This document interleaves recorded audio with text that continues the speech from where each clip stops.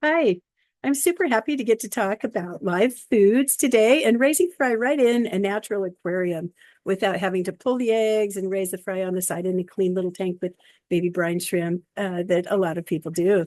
So I do have multi-tank syndrome. I confess, I'm Jan. I have multi-tank syndrome.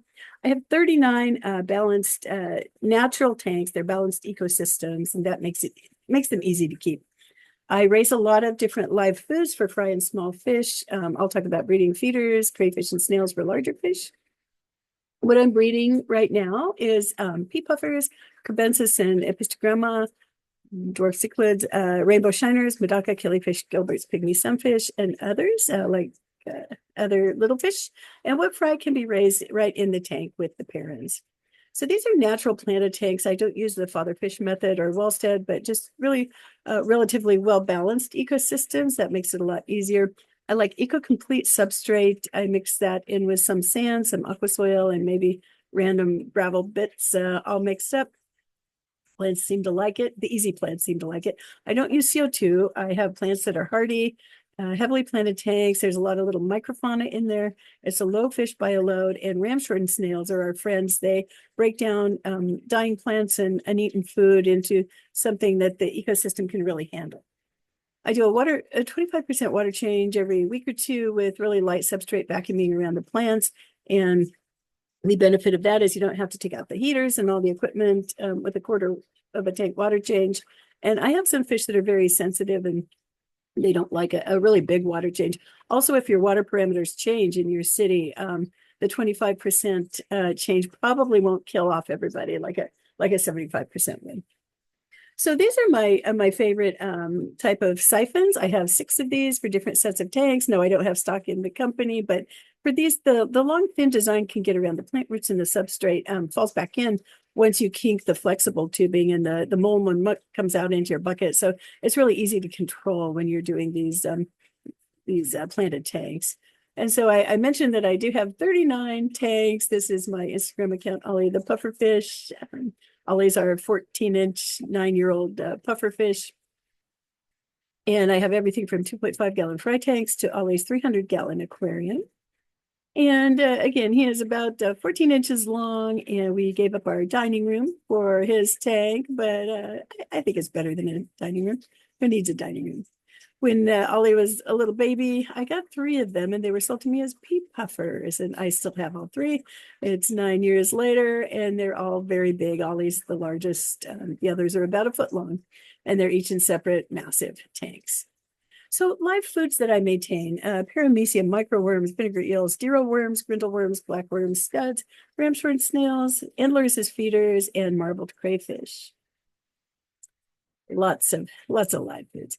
So vinegar eels. A lot of people will say you have to grow these in, you do grow them in 50-50 water and cider vinegar with a slice of apple, but a lot of people say you have to put them into a bottle with a long neck and you put some fresh water on the top and put a cotton ball. No, I really don't do that. I feel like that dilutes the culture. I don't really like it.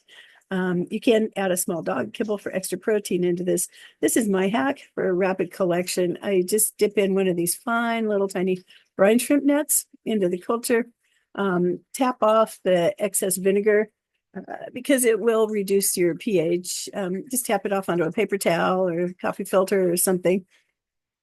And then swirl it into a cup of clean water. And then you could just use a turkey baster to put those vinegar eels directly into the fry tank. There will be hundreds and hundreds, if not thousands, of little tiny vinegar eels for your fry. And they love them, and nanofish love them. Microworms I grow in a Tupperware with moistened potato flakes. I seal the top with a cotton ball, Ultra X cut in the lid to prevent mites from entering. This is the cotton ball. And then worms crawl up the sides away from the potato mix.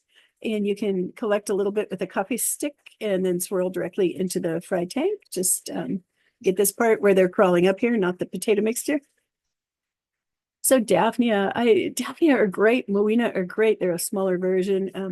I really have a ongoing love-hate relationship with Daphnia. They crash. So I feed them green water. Some people will feed them yeast. I don't really like to do that. I don't like to have it around.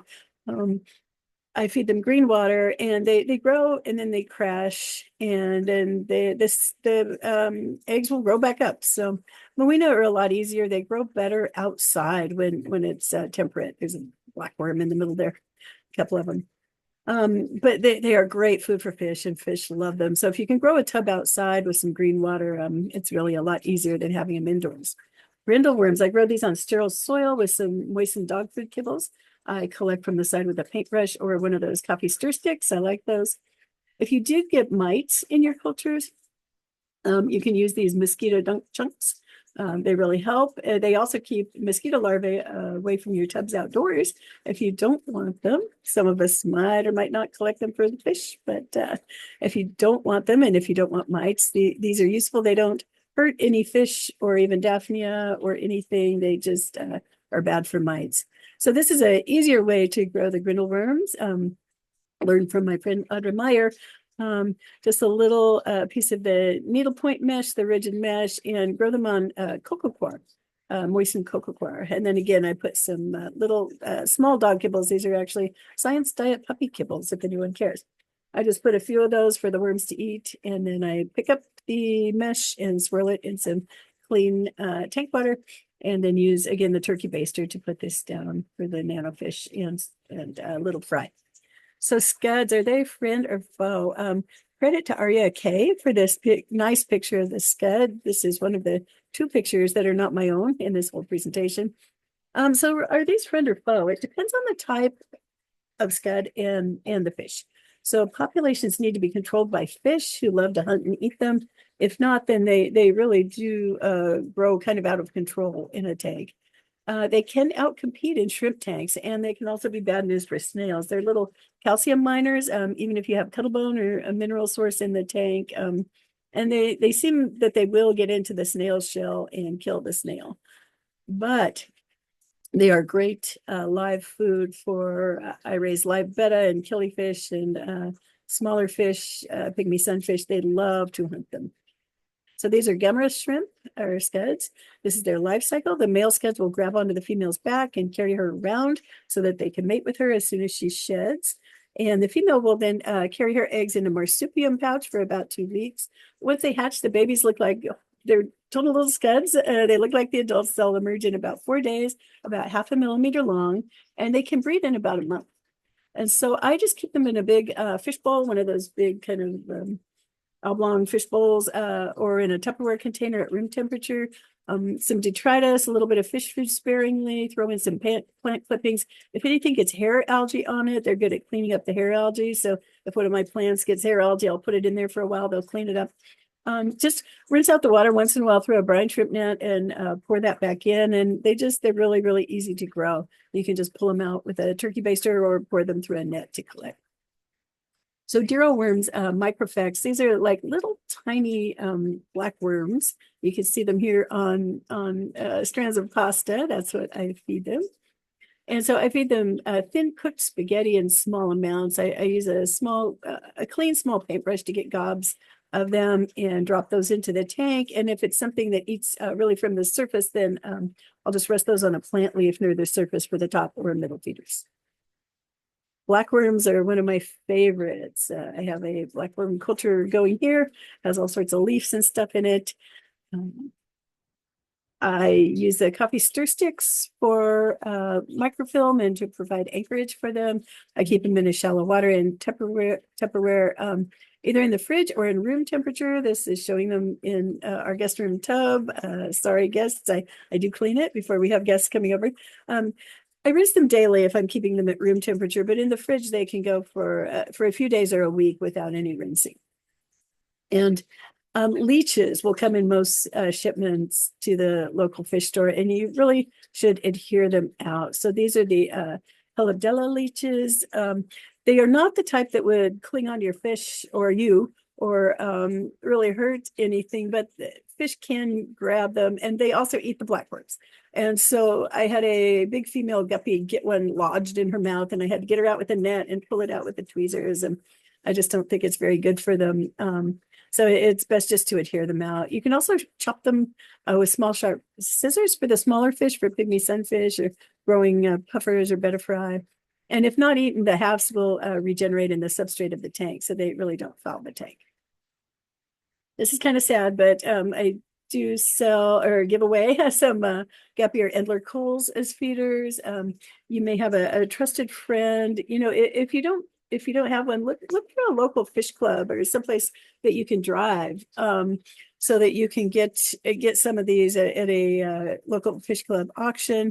There's an app called Band. There might be some other fish keepers in your area, and we can buy and sell fish on Band. It's a little different. It's very easy to breed endlers. So these are little steck endlers. They're very small. They breed at room temperature. They don't take up much space. And you can just use a large critter keeper or like a 5-gallon plastic tub. And they eat flake food and they reproduce quickly. So for fish that really are pescivores and want to eat other fish, these are very, very useful. Marbled crayfish I do raise for my puffers. They will decimate your plants. So make sure that if you are feeding them that the puffer actually gets them or that you get it back out. So our puffer Wally, who's Ollie's brother, has learned to take them directly from inside a large fish net. But in Sister Polly's tank the other day, I found about 25 of these female crayfish had some babies and they were just growing up merrily in there and I didn't even know. And I saw some of the plants were being eaten. And I thought, oh. So this is my favorite, probably my favorite live food because it's a great starter for really tiny little fry and paramecium cultures. So I wrote a little article for our tropical news bulletin, and I grow these just in juice jugs, you know, well rinsed out juice jugs. That's what they look like. And I put them in a jug of clean water with a small dog kibble. I just use water from a Brita or Pure pitcher for this. You can probably use just about anything. I place a cotton round under the lid to leave it loose. You can use a coffee filter or a paper towel, and then swirl every few days to break up the kibble and distribute the nutrition and oxygen. And then when that little kibble dissolves, add another and swirl to mix. And then when that layer of kibble mix stuff at the bottom is about 1 inch thick, swirl to mix and pour half into a clean jug to just divide it and then replenish both with clean water and a new kibble. And then I just use a turkey baster to get a small amount from the top. You can see it's really just paramecium to directly feed the fry tanks. And this method is not smelly. And right after you put in the kibble, you might see a little bloom of bacteria and yeast, but that's what the paramecium feed on. And so there's no harm in putting these directly into your tank because they will just eat up any kind of bacteria or yeast in there or feed on detritus. And so what I do for the fry that are growing up in tanks is that I just drop a cloud of paramecium using a turkey baster directly down to where the fry are in breeding tanks. These are some crebensis that are caring for their little cloud of fry in a community tank. And so I just put the paramecium right down here and the fry just really start going for them. Same thing with microworms or vinegar eels. You can see all these little fry here snapping up some paramecium that I had just put in. So dwarf cichlids are really cool. Cribs. They are easy. They're beautiful. They breed under most conditions. They have lots of fry. If you are just getting started with egg layers, they're a great fish to start with. They aren't picky about eating. They're great parents, and they want to breed in a cave, and then they drive other fish away when they have their eggs or fry. But they really don't kill the other fish. They just want to keep them away from their fry. And then I've also bred Epistogramma in this way. They're beautiful little fish. They love their caves and live foods very much, and they have lots of personality. They're great parents. And I'm not breeding these currently because they like softer water, and I don't really have that. We have fairly high GH and KH in the area of Sacramento, California, where I live. So I was raising them for a while. They were gorgeous. I really enjoyed them, but I don't have them now. And these are young Epistogramma cacatoides, triple red growing out. They grew out all together, about 10 of them per tank, 15-gallon tank, and all was good until they wanted to start breeding in their own caves, and then I had to rehome them.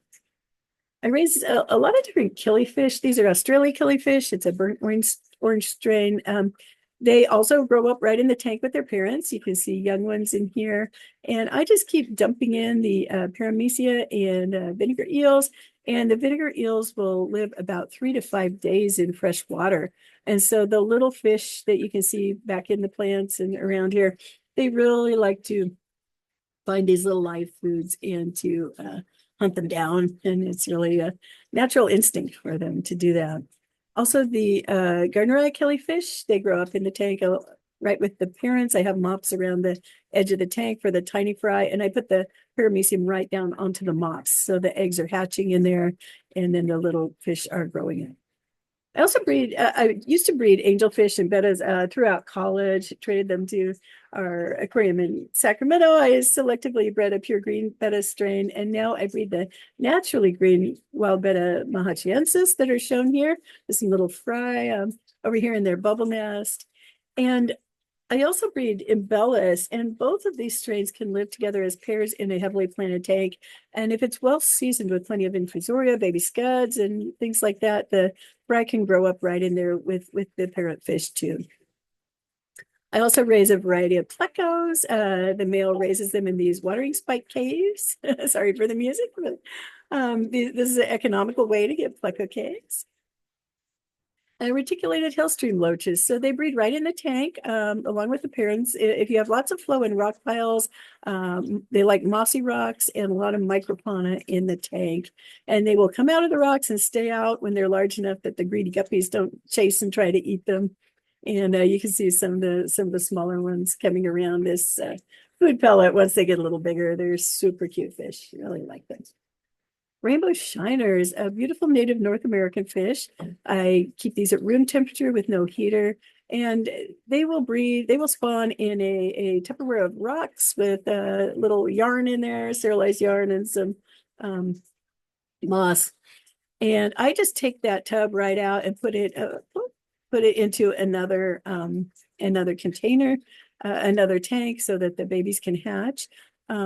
Lowell's Fish Lab. Lowell has made these great egg traps, and there's a little shelf that you can pull out to get the eggs.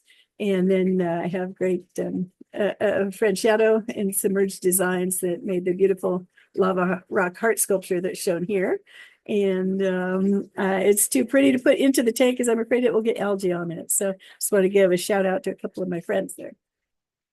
And so these, the fry are so tiny, and they can really only eat paramecium for the first week or so. These are when they've come out of that tub and they're in just a little 5-gallon tank, and they're a few weeks old by now, and they're eating vinegar eels in this tank. I also raised Gilbert's pygmy sunfish, Elosoma gilberti. These are beautiful native North American fish, and they also grow up in the tank with their parents. The male does this little derpy dance where he waggles his fins to try to attract his mate.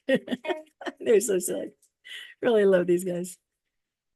And NANFA is the North American Native Fishes Association. And some fish can be kept in outdoor ponds, some really beautiful fish. And depending on your area, check for heat tolerance. It does get pretty hot. So other fish that I do often raise outside of the parent's tank, and I put the fry into mini natural tanks that have a lot of microfauna in them, Medaka. And we can use these scrubby sponge mops to capture the eggs, and then these show the little growing fry. And I raise them outside in kiddie pool ponds in the summer, and I do pull the eggs in. We had a 110-degree summer this year, and the platinums and yokihi, the orange ones, were okay. These are really well-established strains that have been around for a long time. The really exotic strains, the diamond black and some long fins, they didn't handle the heat well. I had to bring them back inside. And also outside, dragonfly larvae are the mortal enemies. So I was not getting a lot of fry, and found out that there were some dragonfly larvae in the ponds. So I started pulling the eggs in to raise. And this is my second photos that is not mine. Credit to Creative Commons. Raccoons can just devastate your outdoor ponds. Really, it's good to keep fencing or something around the ponds. I've had it happen a few times, as have friends. So what about those tiny puffers? I really enjoy these guys and breeding these guys. This is what Ollie, Polly, and Wally, my three Fahaka puffers, were supposed to be when I first bought them 9 years ago, were these little pea puffers. You can see the male has a dark stripe down his tummy, and he's more yellow. And so love and war, they're sometimes called murder beans. You can see the other male coming in for not for the kill there, but once this guy finally got the female down to his nest, the competitor male came. You can see that she's pretty boxy. She's full of eggs. She's plump. She does not have that stripe down her tummy. So that's how you tell the sexes. And here he is saying, "Oh no, I got her down here, but somebody else wants the nest." So I breed them using the Tupperware trick. I use the sterilized yarn killifish spawning mops, put these in a Tupperware container or a glass bowl so that the eggs don't fall down to the substrate. And this can be removed from the tank, the eggs gently shaken out as shown here into clean tank water in a second container. And the eggs are not sticky. And then if you just rinse them up, so you can put the spawning tub right back in. Remove, of course, any white ones that are unfertilized and fungusing, any visible debris, scuds, or snails from the collected eggs. And they really don't like flow. They're not very aerodynamic. They hatch, they don't move or eat for 3 to 5 days. They can swim a little if startled, but they don't move around much. This is one that's just hatched up in the upper right. I float the Tupperware egg container in a 5-gallon heated tub, kept at 80 degrees, clipped to the side securely, and keep dim lighting on these guys until their eyes fully develop. And this is one that's a few weeks old, hunting some baby brine shrimp here. I seldom use baby brine shrimp because I like these natural tanks, but when I take eggs out like this and grow them in a clean container, I do sometimes use baby brine shrimp. And I just use hair clips to clip the tub to the side of a big heated container. It's hard to regulate the heat in these tiny things, and these guys do like to be at about 80 degrees. So once they're growing up, these guys are really the size of peas or maybe small lima beans, edamame beans, really. They're in the 15-gallon grow out tank, and they're hopefully learning to eat frozen bloodworms. Hopefully, they really like live food. I use a coffee filter basket for catfish eggs. This is another thing I raise on the side because the eggs get laid in the guppy tank, and the guppies would just scarf them down. So this is a useful way to just clip them and have some water exchange. A couple other tips. This is what I use for aquascaping, sticking plants to rocks and things like that, sticking rocks together. And I use this sand from Leslie's Pool Supply for the ponds and to mix into the tanks. Also, it took me a while to learn this, so I want to share with you. The base comes off of sponge filters and they do clog. Just use a wire to clean this main air tube, put it back onto the base and put the sponge on it, and you're good to go. Dollar Tree stuff I use a lot. Mr. Clean is great for getting algae off the walls of the aquarium. You don't need those expensive scrapers. Make sure it's the original formula, no soap. Just these are $1.25 at the Dollar Tree. I use all of their Tupperwares and colanders to grow different plants outside. And I have not seen that any of these Tupperwares have any negative effects on breeding due to leaching plastics. I use them a lot. And this is probably my favorite Dollar Tree deal. These clips, you could grab a piece of cucumber, zucchini or whatever for snails and shrimp and plecos and sink it to the bottom. Worked really great. So this is my outdoor fish cave, just fish oasis. Not really a cave, it's an oasis in summertime. I just love to be outdoors and enjoying all the fish outside. And you can see that I do not have things netted off for dragonflies or roped off for raccoons. We do have 2 small dogs. They try to keep the raccoons away. But I really like these kiddie pool tanks just for, I don't know, enjoying the Medaka and growing different plants in them. And I did start this summer, bringing the eggs, the mops, using the mops and pulling the eggs and bringing them inside just because the dragonflies got to be too much to bear. So that's a wrap. And at this point, I can take any questions from the audience. And for those online, thank you for hanging out. Bye-bye.